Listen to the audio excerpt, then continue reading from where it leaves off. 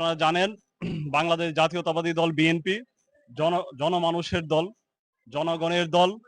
বাংলাদেশ জাতীয়তাবাদী দল বিএনপির উদ্যোগে আজকের এই যে শ্রমিক সমাবেশ, এই শ্রমিক সমাবেশের মূল উদ্দেশ্য হচ্ছে বাংলাদেশের শ্রমিকদের অধিকার, গণমানুষের অধিকার সুনিশ্চিত করা।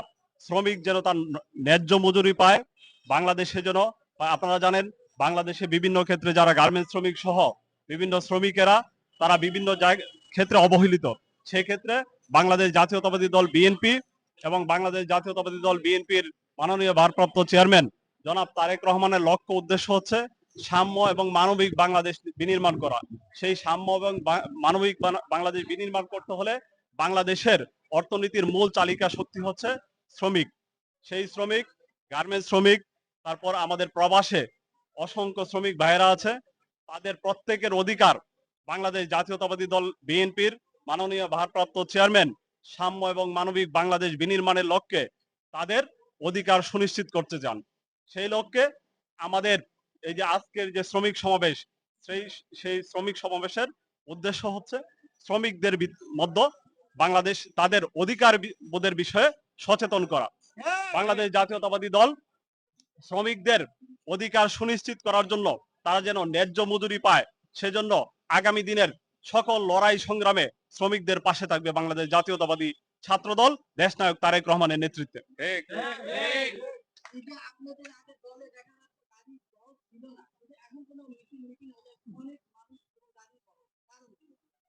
আপনি জানেন বাংলাদেশ জাতীয়তাবাদী দল বিএনপি এবং বাংলাদেশ জাতীয়তাবাদী ছাত্র দল সহ বাংলাদেশ জাতীয়তাবাদী দলের সকল অঙ্গ সংগঠন জনমুখী সংগঠন এবং জনগণ রিলেটেড সংগঠন।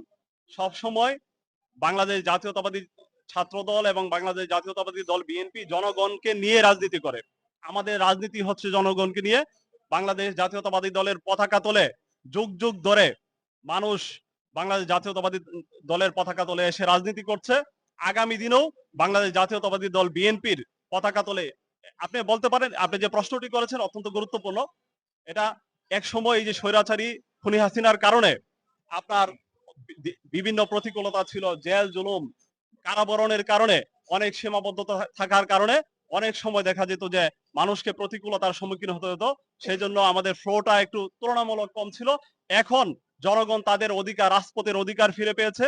তাই বাংলাদেশের মানুষ এখন একমাত্র বাংলাদেশের মানুষের আশ্রয়স্থল হচ্ছে বাংলাদেশ জাতীয়তাবাদী দল বিএনপি এবং বাংলাদেশের সকল মানুষ বাংলাদেশ জাতীয়তাবাদী দলের মাননীয় ভারপ্রাপ্ত চেয়ারম্যান জনাব তারেক রহমানের নেতৃত্বে বিশ্বাসী হয়ে আগামী দিনে রাজপথে থাকবে এবং বাংলাদেশে যে আগামী দিনে যে একটি আমরা গণতান্ত্রিক বাংলাদেশ বিনির্মাণের জন্য যে আমরা কাজ করছি, সেই গণতান্ত্রিক বাংলাদেশ বিনির্মাণের জন্য এবং ভোটের অধিকার সুনিশ্চিত করার জন্য বাংলাদেশের সকল মানুষ দেশনায়ক তারেক রহমানের নেতৃত্বে আগামী দিনে রাজপথে থাকবে এবং ভোটাধিকার সুনিশ্চিত করবে।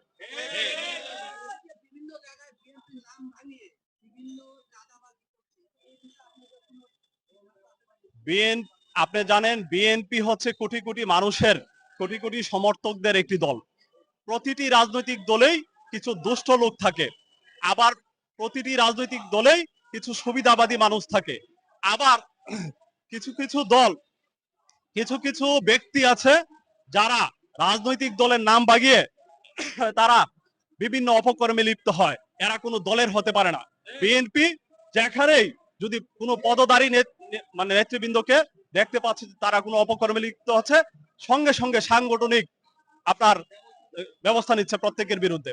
এক্ষেত্রে বিএনপি কোনো ধরনের ছাড় দিচ্ছে না।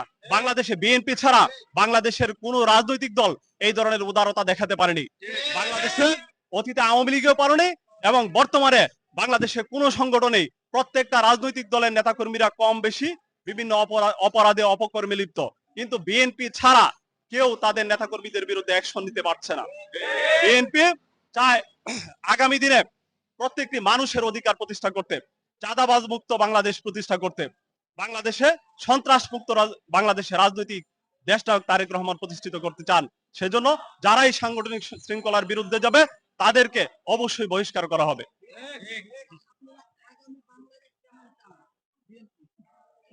আপনি জানেন আমাদের বিএনপির মাননীয় ভারপ্রাপ্ত চেয়ারম্যান জনাব তারেক রহমান 31 দফার আলোকে সাম্য এবং মানবিক বাংলাদেশ গড়তে চান। একটি গণতান্ত্রিক বাংলাদেশ গড়তে চান, যেখানে মানুষের ভোটের অধিকার থাকবে, যেখানে মানুষের ভাতের অধিকার থাকবে, মানুষের কথা বলার অধিকার থাকবে। আগামী দিনে দেশনায়ক তারেক রহমানের নেতৃত্বে একটি গণতান্ত্রিক সরকার বাংলাদেশের মানুষের অধিকার, সকল শ্রেণীর মানুষ, শ্রমজীবী মানুষের অধিকার সুনিশ্চিত করবে ইনশাল্লাহ। আমি মোস্তাফিজুর রহমান, বাংলাদেশ জাতীয়তাবাদী ছাত্রদল মনোনীত ডাকসুর সাবেক বিপি প্রার্থী।